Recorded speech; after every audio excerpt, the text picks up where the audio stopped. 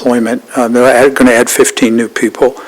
The Brownfield Redevelopment Authority has been working with the EG and on a potential project on North Street, the Lezebnik property right across from the fairgrounds, right north of the fairgrounds. We have a Michigan businessman who wants to consolidate several businesses into that building complex, if you will, which would clean up that property substantially. The issue really is we need to do our more environmental due diligence on that property to make sure that what's in the ground, or if there's in the ground, it needs remediation. So the JCBRA has allocated some funds to the property, but until that remediation study's done, the businessman probably won't make a commitment to move forward until we have a clean bill of health on that piece of property. A couple updates on the industrial park.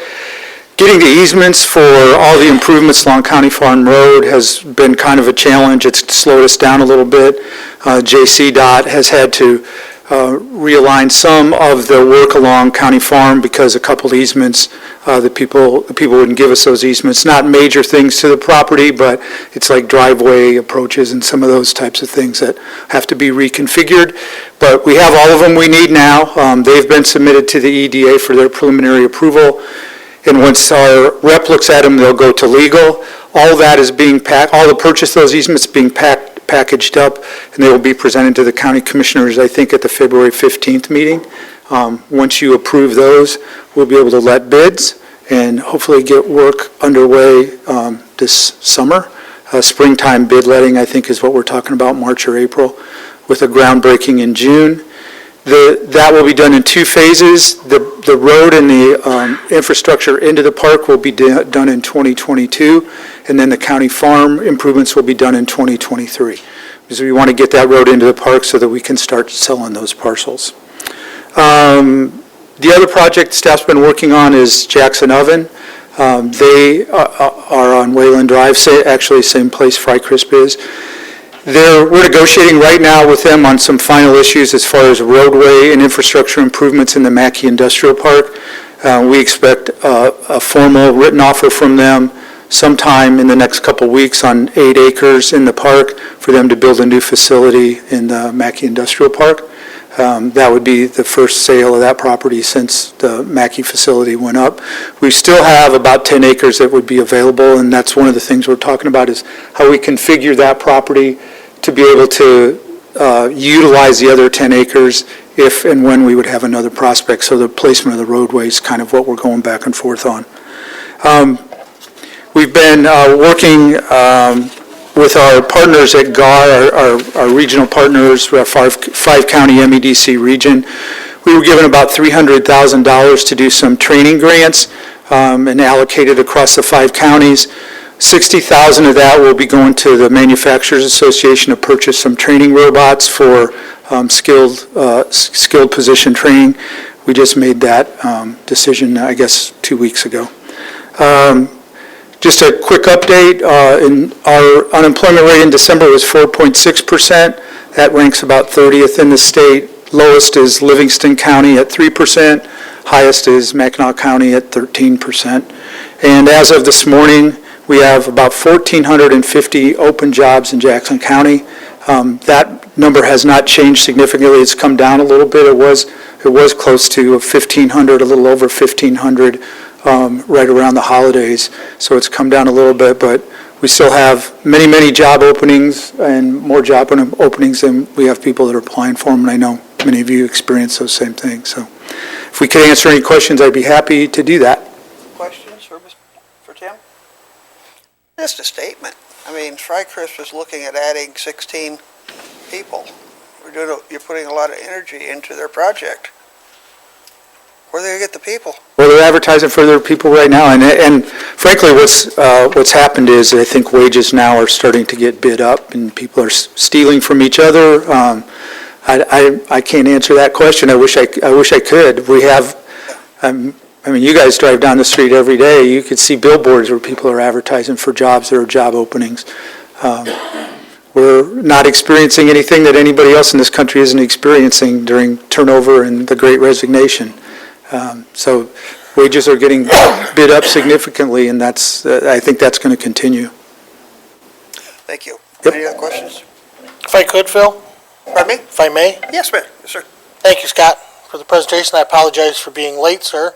I did get to read through your documentation. I do want to comment on where employees are coming from at Frycrisp. The owner of that is very unique in his way of hiring people.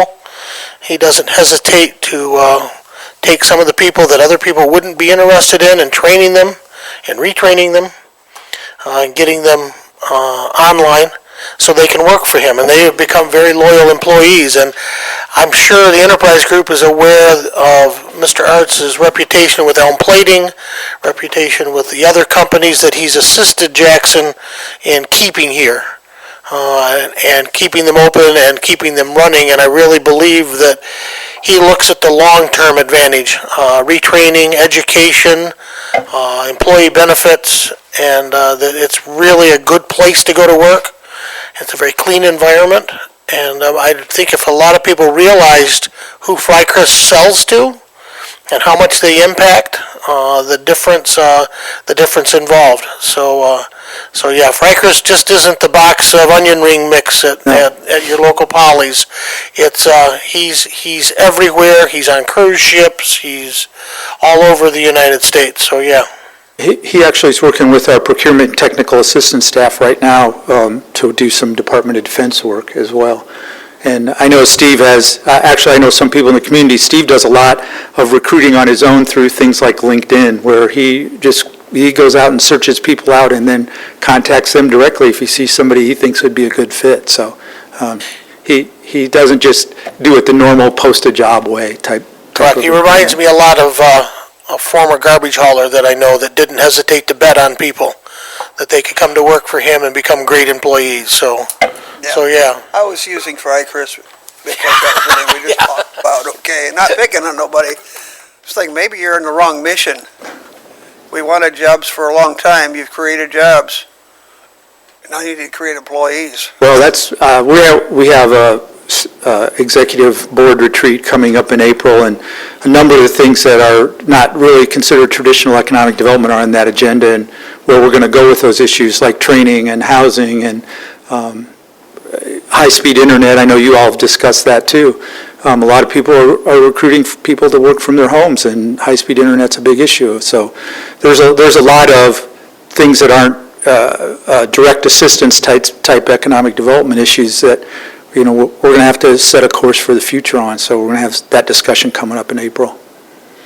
I can't lay my finger on what's wrong, but our economy, well, you know the story. I mean, there's jobs galore, high-paying jobs, and people drive right by and go on their way. They're not interested. And we're going to have more competition for the jobs that we have. So the mega project starts happening up in the Lansing area with General Motors and electrical vehicles. They're going to get that many hires, they're going to have a pretty far reach. And they already reach into Jackson County, but their reach will become even greater, I think. That brings up a question that I would like to ask you. Where are we at on, and this was 2016, there was discussion of a science facility being built on Michigan State campus that involved, it wasn't, the super collider type thing, but it was everything right up to it. The accelerator. And we were going to see huge job input, and there was a huge federal government investment up there. Is that still online, and are we still looking at 2026? Is that I coming haven't online? had an update or heard an update on that, Steve. But when we talked about that, I think that went into some of your discussion about strategic planning and where those people are going to live and housing, and frankly, there's a big push on mega site development in the state right now. Marshall's one of those that the state pushes out. We're a part of one of the staff people, Alex, sits on a committee about that exact issue. They're coming to us right now and say, okay, what's your housing plans for the next 5 years? Where's new housing development going to take place? If we attract these companies, where are people going to live? And that's a big question. I mean, that has to be discussed amongst not just the EG, but amongst the community. How are we going to house, educate, provide health care? If there's 5,000 new people in Marshall, it's going to impact our economy. And it's going to impact our economy positively, but it's also, the small and mid-sized manufacturers are going to have to compete with a 5,000-person employer. So there's a lot of big picture issues that we as a community really need to have some discussion around to see where we have limited resources, and we have to figure out which one of these subjects are we going to are we going to lead on them? Are we going to be partners on them? And where the resource is going to come from? And housing's a great example, and I know you all deal with builders and no builders. They can't find people. So even if you had the money and the demand for housing, there aren't a lot of craftsmen right now to build houses. So it's an interesting time. Where did they go? Right now, a lot of our craftspeople are being, I hate to use the word, but kind of sucked over to Ann Arbor to the projects that are going on there. And there's not a lot of new young people going into those trades. Well, strategically, the state, if you look at it population-wise, really hasn't grown. We dealt with 8 years of 1 million people leaving and a governor who thought that was funny and okay and packed her bags and went to California. And a lot of movement within the state. And we now have to convince another whole generation of 8th graders that a career path is carpentry and HVAC and plumbing and electricity and staying in Michigan. You go in 1998, we were at 9.8 million people, and where are we at now? 9.8 million people. We need to convince people that this is not only a great place to live, which we know, but that they can stay here and make a nice living. Thank you, Steve. Thank you. Tim. Okay, we'll move on to item 4D, Internet Department, IT Commission Chambers Technology Refresh. Welcome, Michelle. Morning. I'm not sure what I have will beat Fry Crisp, but I'm sure you guys will like this. No onion rings, I'm sorry, but at least you'll be able to hear maybe when we get finished. Okay, what I have before you today is a redo for the meeting room in this space. We are going to, you have an inventory list of what needs to be replaced in the room to make it more efficient and make it more the meeting experience better for everyone, including the audience. This funding is come through the Internet Services account and is kind of a local partner, IST. They also do our event center. They have done our event center space, so you might see their work over at the event center. We will be replacing all of the microphones, the little voting tablets you guys have back there. The microphones are set up so you can stand farther back and not be right on top of it without hearing, so that would be good. And also, excuse me, televisions back to back here and here. We'll be replacing the television over there. That one will go away. But all in all, the inventory list you have in front of you, if you have any questions about that, there's also a diagram that shows where everything will be.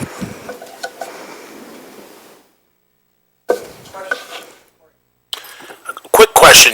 You mentioned the voting tabulator. Correct. We don't use those. Oh. And we do it right from our laptops. Yes. So could we cut that out of the bid possibly? Actually, there's going to be mini iPads for each of you that will be stationary to your workspace. Okay. So everyone will have their own there. We'll vote through an iPad. Okay. So how does that combine with what they already have iPads? You could use it, you don't need Tab 2. You can bring one with you, but the idea is that everyone will have, it'll be just a little one to be purpose of the voting and to display if you want. That voting tablet will replace everything that you need. Also, the control boxes will also be replaced with an iPad. I'm just going to throw that out there. I think everybody's comfortable the way we're voting on our things, and that might be a cost that we don't necessarily need. We could, Clerk brings the vote up right. sometimes they use, I think, Okay, no problem. Actually, we can probably have that updated so that those can go away. If you guys are comfortable with that, if anyone is not using an iPad, you're voting through board docs, right? Okay, correct. Well,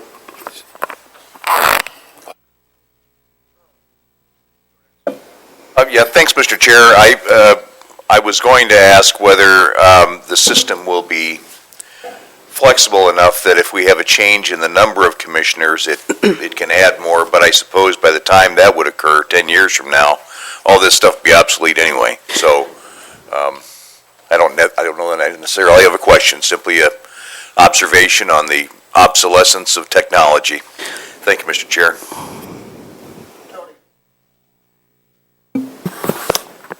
Thank you, Chairman. Good morning, Michelle. Looking at your floor plan here, I see that you've got 13 stations put here. You've got one. Well, my main question is, don't you need 14? Well, I'd have to do a count here.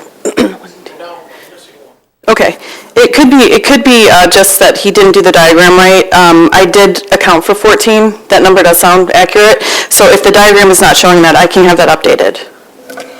Okay, so 14 is in your inventory list, it's just not in the graphic? Correct. Thank you.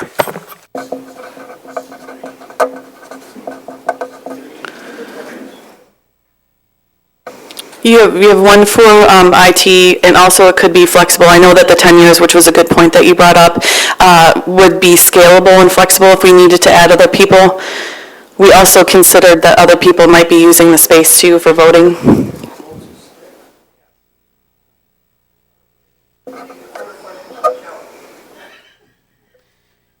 I also wanted to put out there also, I'm not sure if you noticed that the vendor is also going to make a donation back to make the cost come down as well as a partner, because we do partner with them. Thank you for mentioning that. Yeah, no problem. I like to make everybody aware when we have people donate to Sure. our cause. Right. Okay, we need a motion and support or more discussion?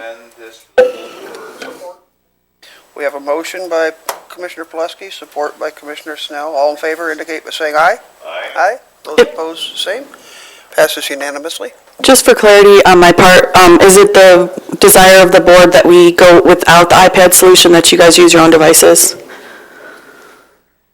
Mr. Administrator, Mr. Chair? Yeah, I had a question there in regard to that. Because you're talking about having a dedicated iPad for each station, and then what these guys are suggesting is they use their own iPads, the iPads we provide them. The question then becomes, does everyone use an iPad? Not everyone here does. Some of them use a laptop. Is it commingleable? You know, can you I think the advantage of iPads at every station isn't the commissioners. I think you're missing out on all the other committees and other organizations that use this room to function in. You'll be making a workstation available then for us to have board docs for all of our meetings, Mike. It's not just the 9 of us that we need to worry about. It's Region 2 planning and all of that kind of stuff. Those people then could have access to it, and we'd be able to put their minutes on our board docs and be able to operate. Maybe we move Parks and Fair and everyone else up here too, so we're online. Going forward, the advantage would be tremendous for all of our other meetings. I would concur that any of the existing departments within the county that are using board docs could easily meet here, and it would be correct. It'd all be online. It'd be nice. And visually online? Yeah, especially with the YouTube version of all this. And frankly, I suppose if we could open it up for organizations that aren't part of the county that have their own board docs license. They can't use our license, but if they have their own license, they can surely use our equipment. Would that? Absolutely. We'll look into it more and come to some conclusion on it. Okay. Tony? Hi, Michelle. I switched to the sheet that has kind of your inventory. Correct. Would you please double check that? I've gone over it several times with the vendor. We've actually removed some things out of there that were obsolete, that weren't necessary. I have gone through it. I believe it's accurate. I will definitely go through it again just to double check. Okay. Okay, any further questions or discussion? We have a motion? Yeah, I'm sorry. Good deal. All set? Yes, ma'am. Have a good day, everyone. Move on to committee item 4E, facilities. Welcome, Rick. Good morning, Mr. Chair, Commissioners. You have before you a request to approve the contract with R.W. Mercer to do the animal shelter remodeling and renovation project. Questions? Discussion? I have a question. I don't see any contingent fee in here. Is the price firm? The price is firm. Okay.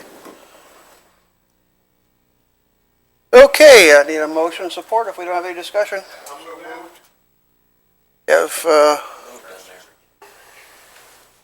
You moved it, Rod?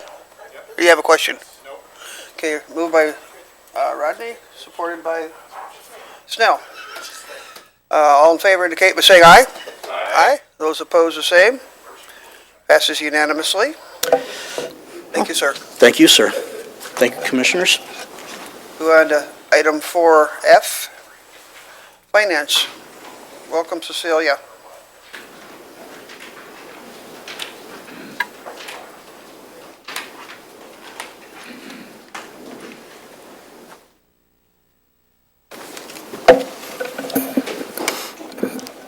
Good morning. So in front of you, you have December's financial statements.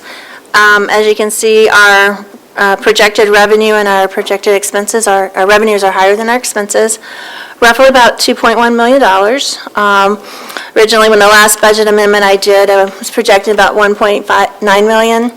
So right now, we're still going through year-end close, where they'll be adjusting revenues and expenses and prepaids and that type of thing. So I'm expecting we're probably going to close around probably $2.2 million of revenue being higher than expenses. One thing I do want to point out on the financial statements on page 3, in the operating transfers out, I went ahead and put in my budgeted number that I was expecting to be able to close into fund balance of $1.9 million, just because I know for sure we're going to have that. I just wanted to make sure we had that in there, just for presentation purposes. And then the other thing that I want to bring to your attention to is an opportunity that we had due to our ARPA funding, because from March into September, we were able to get some ARPA funding for reimbursement of payroll costs for the jail. And because we did that, we didn't need to move money from our jail millage to support our jail operations, so we're carrying that money over into 22 that we'll have available for our jail operations. In addition, so it'll be about $2 million we'll have available to support our jail operations in 22. So that was an opportunity that we were able to do this year. Is there any questions anyone has? Commissioner Pulaski. Thank you, Mr. Chair. I noticed that the Board of Commissioners are at 78% of budget, Yeah, and aren't we admirably frugal, I suppose? Yeah. What is it that we budgeted for that we didn't seem to spend? I know you didn't have dues. There wasn't any dues cost in your Board of Commissioners line item. That was one. I know that was noticing. I don't have a detail in here, but I do have a different, let's see here. If there's Conference and trainings. conference and trainings, okay. We budgeted, but didn't happen. We're correct. And they probably pay it out of there, so, okay. So, yeah. Thank you, Commissioner Pulaski. So, Cecilia, if I read this right, we come in about 3% under budget, Yeah. so that goes to next year. Yeah, we'll go into our fund balance. So what we were hoping, because of all of the ARPA money that we were able to use for payroll reimbursements for the COVID, is that the whole point was to try to get, have 24% of our fund balance available. I think it's going to be a little bit more than that. So, but we'll see how it all plays out. But at the end of the day, we can use it next year for when we start using our budget and stuff, so, We are back up near or exceeding 24%. yeah. Which is the MAXA policy, right? If I may, Mr. Chair? Sure.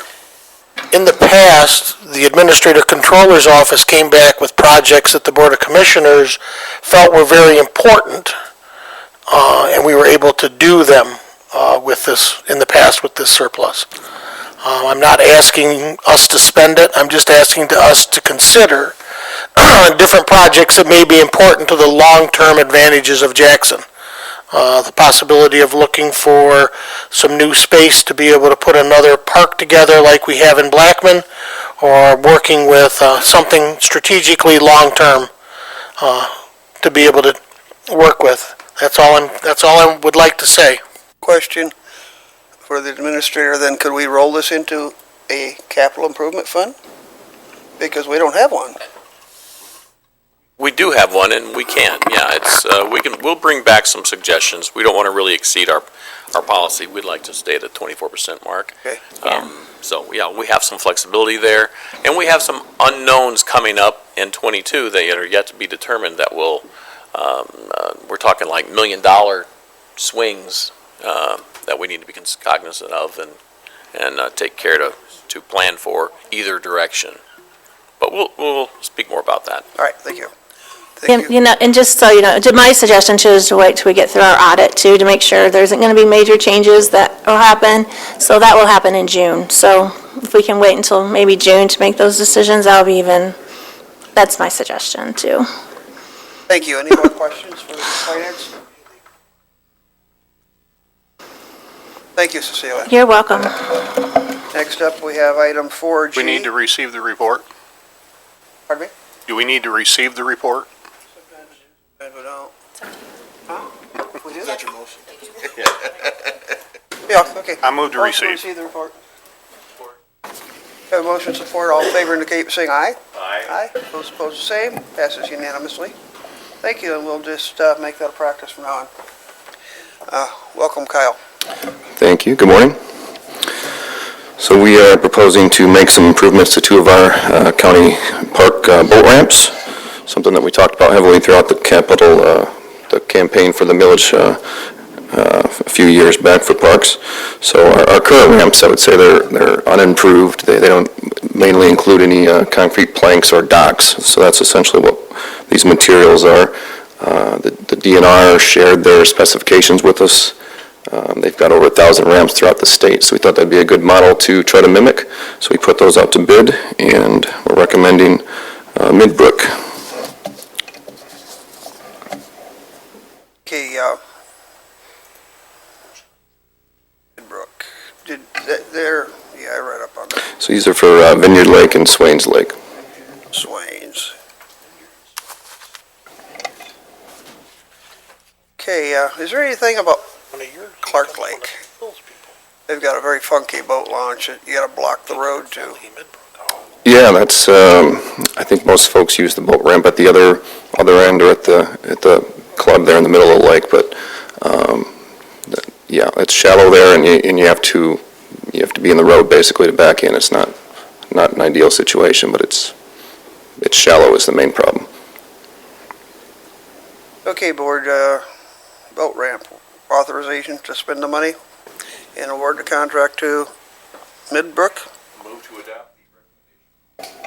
Support. Okay, we have a motion and support. All in favor indicate by saying aye. Aye. Aye. Those opposed, the same. Passes unanimously. Thank you. We're now down to item 4H. Parks, pickleball complex. Yes, if you recall, we received good news in December that a grant was recommended from the DNR Trust Fund for the development of a pickleball complex at Sparks Foundation County Park. So the grant becomes official in probably May or June is when we'll get the project agreement. But in the meantime, we can start to design the project. So that's what this recommendation is, to hire Smith Group to do the design work. Essentially, the grant allows for just over $59,000 for this portion of the project.